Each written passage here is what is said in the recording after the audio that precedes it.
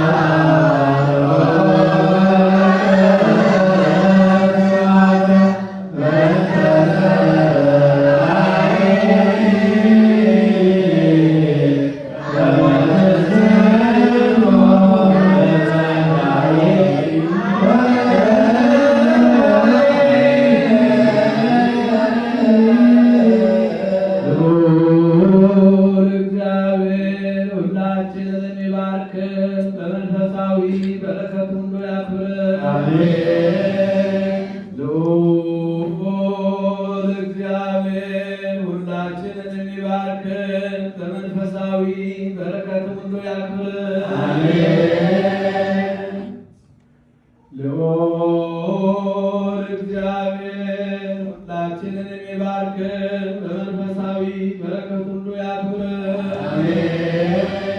ልዑል እግዚአብሔር ሁላችንን የሚባርክን በመንፈሳዊ በረከት ሁሉ ያክብረን።